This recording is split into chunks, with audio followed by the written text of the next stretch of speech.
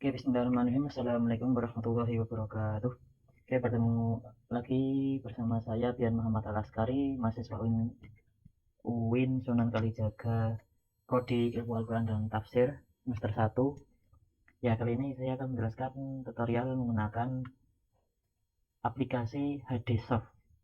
Hadissoft ini adalah alternatif buku manualnya, yakni Mu'jam Al-Mufahraj li Al-Fadil Hadis gitu kan. Kemarin kita sudah membahas tentang alternatif dari kitab Mu'jam Al-Mufahraj li Al-Fadil Quran ya, yaitu adaptasi korpus Quran.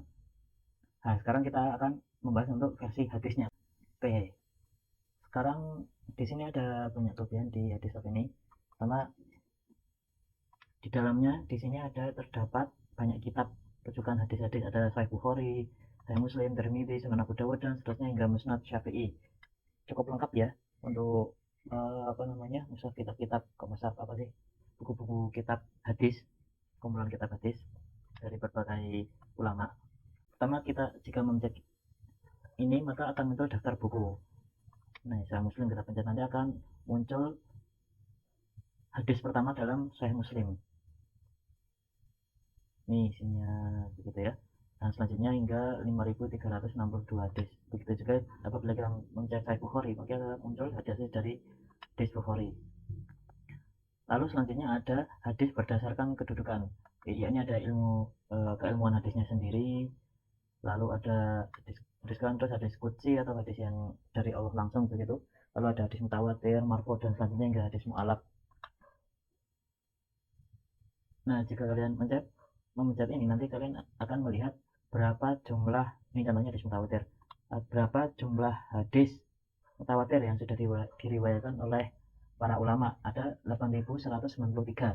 Nah, dari 8.000 ini ada di dalam beberapa buku. Ini ada di Bukhari 1.310 hadis, ada di Muslim 945 hadis dan seterusnya. Begitu juga jika kalian memencet beberapa opsi lainnya begitu ya, Quran, ilmu hadis gitu. Nah, selanjutnya ada hadis berdasarkan tema. Nah, jika kalian ingin membahas suatu tema gitu ya, kalian bisa pergi ke sini dan memilih beberapa tema. Contohnya makanan gitu ya, makanan dan minuman. Nah, di sini nanti ada seperti tadi jumlahnya, dan juga pastinya ditampilkan di sini dari hadis pertama dari Sahih Bukhari tadi, bukunya paling atas, hingga terakhir dari kitab Muwatta ya, ini atau apa ini? Ya, Muwatta Imam Malik. Nah, lalu selanjutnya ada kolom pencarian hadis. Seandainya kalian ingin mencari hadis yang konkret atau yang jelas, umpama kita mencari kata nikahun gitu ya, nikah begitu. Nah, nanti akan muncul banyak hadis. Di sini ada pertama, dari semua buku itu ada jumlahnya masing-masing. Di Sahih Bukhari ada 224, Sahih Muslim ada 160 dan seterusnya. Lalu kita lihat pencet satu gitu ya, nanti akan muncul hadisnya di sini. Lalu setelah kita mencari, mungkin ini hadis nomor 1, ini tentang menceritakan kepada kami Al-Humaydi Abdullah bin Az-Zubair yang berkata, dan selanjutnya. Nah, di sini ada beberapa tombol. Yang pertama ini ada sanad hadis. Jika kalian memencet rantai, nanti akan muncul sanad hadis periwayat ya, urutannya, serta di sini bahkan nomor warna-warna ini menunjukkan kekuatan atau keabsahan dari perawi ini. Contohnya kita pencet Jamudah nih, Muhammad bin Ibrahim bin Al-Haris bin Khalid. Nanti akan muncul biografi mengenai siapa beliau ini, dari kunyah, terus lakop, terus nasabnya, terus dari kalangan mana, tabiin biasa, terus hidupnya di mana, wafat di mana, tan wafat, akan ada biografinya, termasuk jumlah hadis yang diriwayatkan oleh beliau. Lalu ada komentar ulama tentang perawi ini, contohnya Yakub Ibnu Syaibah. Beliau mengatakan bahwa Muhammad bin Ibrahim bin Al-Haris ini adalah sikoh. Ibnu Hajar Asqalani mengatakan bahwa sikoh lahu afrod dan seterusnya. Lalu sampingnya ada keterangan warnanya. Nah, beliau ini memiliki di sini bertanda warna hijau terang. Hijau terang ini menandakan bahwa sikoh adil. Di sini ada keterangan warnanya. Nanti ada warna ini namanya sahabat itu sudah pasti gitu ya, biasanya ada pasti gitu ya. Lalu ada sikoh atau sikoh habis, kuat banget gitu. Lalu saduk, abak sapi dan seterusnya hingga kadab. Ini ada jalur periwayatannya dan status perawi tersebut di mata para ulama begitu ya.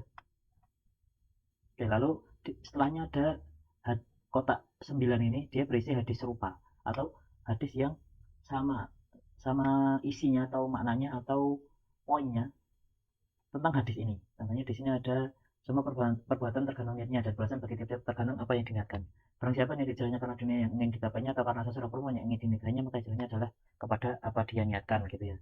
Semua kita baca contoh ini, Sahih Bukhari. Nah, nanti akan muncul juga hadis yang serupa. Tadi kan membahas tentang nikah karena hijrah karena ingin menikahi perempuan kita yang diinginkan. Nah, di sini juga sama, diserupa, cuman mungkin beda makan, beda apa gitu ya.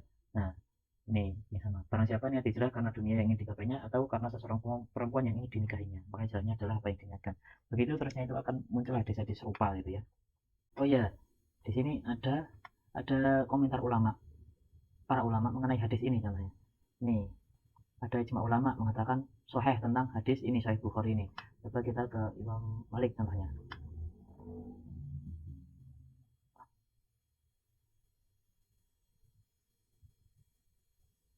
Nah, ini mungkin ada contoh ini. Eh, ada hadis ini tentang sama ya kayak tadi ya. Lah ini ada imam, ada komentar dari Majid bin Mansur bin Sayyid bahwa kesohihan ini mungkin masih perlu ditanyakan gitu ya tentang hadis ini maupun sanad ini. Di sini ada keterangannya, mungkin kalian nanti bisa baca. Nih, semuanya tidak sahih kecuali dari jalur yang disebutkan di atas. Nah, mungkin ada pengecualian atau keterangan-keterangan tertentu tentang hadis ini. Jadi kalian bisa baca-baca atau menemukan info penting tentang hadis ini di sini. Kalau untuk sanad tadi di sini, gitu ya. Nah, mungkin cukup sekian tutorial dari saya. Semoga bermanfaat. Oke, assalamualaikum warahmatullahi wabarakatuh.